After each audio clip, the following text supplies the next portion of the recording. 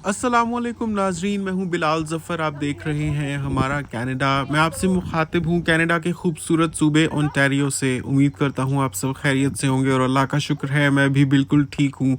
नाजरीन, long weekend चल रहा है कनाडा में। कल छुट्टी है, तो सैटरडे संडे मंडे तीनों मिलाकर एक लॉन्ग वीकेंड बन गया। लोगों के बड़े बड़े प्लान्स थे। कुछ लोग नायाग्रा फॉल्स गए, कुछ मुल्क से ही बाहर चले गए, कुछ दूसरे सूबे में चले गए। लेकिन हमने सोचा कि क्यों ना इकोनॉमिकली अपने ही सूबे में रहते हुए इसकी खूबसूरती को एक्सप्लोर किया जाए।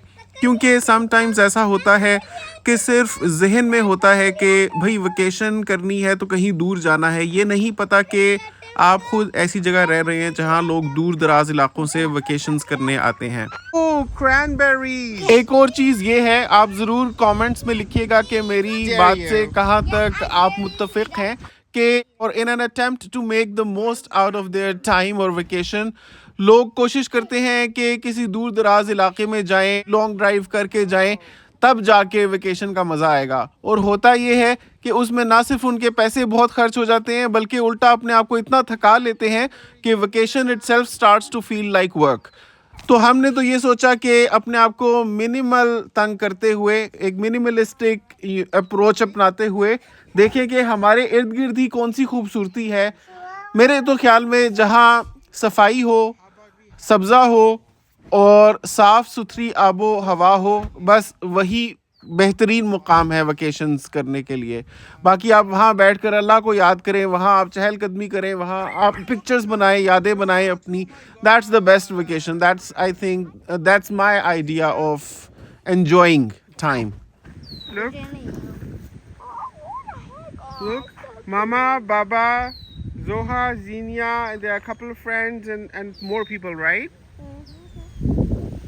Cute family. I just want to go in the boat and go after them.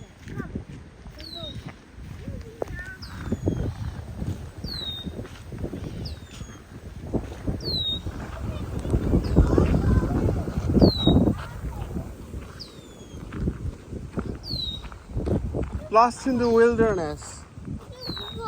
Which flower is this? It's यही वाले हो जो मैं plug. Wild flower. Could you plug it for me? Could you जोर से तोड़ो। नहीं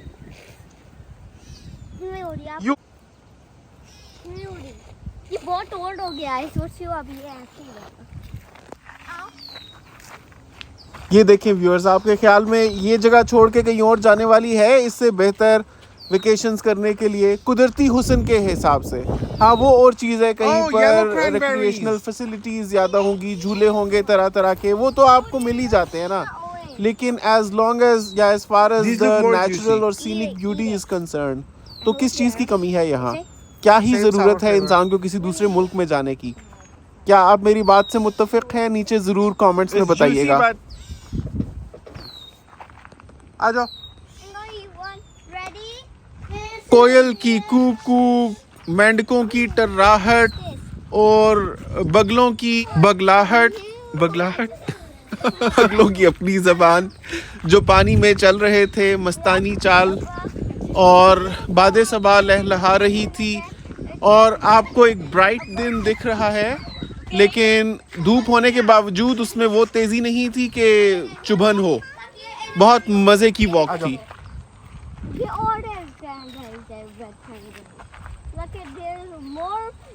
बचपन में जब मैं छठी जमात में था तो शेक्सपियर की मिडसमर नाइट्स ड्रीम पढ़ी थी। उसमें दो जोड़े इसी तरह जंगल में, विल्डरनेस में खो जाते हैं और एक लड़की सो जाती है और लड़का उसकी आईलिड्स के ऊपर एक ख़ास फूल का रस निचोड़ता है, इस कोशिश में कि जब वो जागेगी सबसे पहले उसको देखेगी तो उसके साथ प्यार हो जाएगा।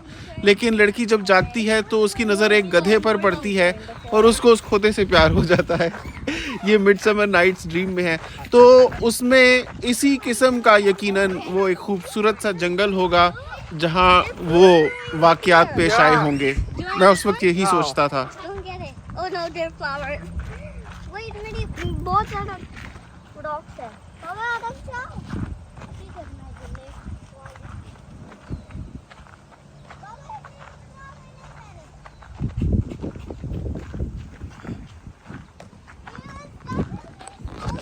मतलब कनाडा इतना खूबसूरत और इतना बड़ा है कि यहाँ कई स्विट्ज़रलैंड समा जाएं, और यही नहीं, स्विट्ज़रलैंड के टक्कर की खूबसूरती कनाडा में भी मौजूद है।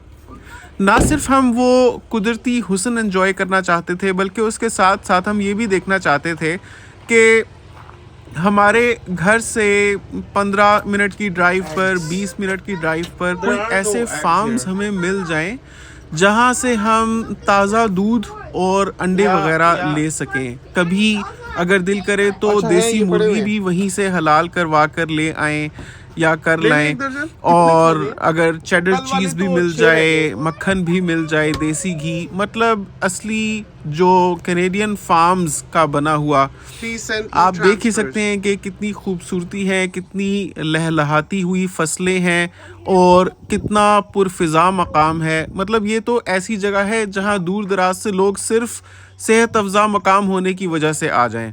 कसम से इतनी खूबसूरती थी कि बयान से बाहर, और हवा में एक ऐसी ताजगी और एक ऐसी खुशबू, और सबसे बढ़कर जो चीज़ थी वो ये थी कि जैसे जैसे हम फार्म्स के करीब जाते जा रहे थे तो हवा के अंदर एक, जैसे पाकिस्तान में गांव में एक स्मेल होती है, बचपन में तो वो बुरी लगती थी लेकिन अब हम उसको सूंघने के लिए तरसते हैं, जो गाय के गोहे की स्मेल होती है, मतलब काऊ डंग।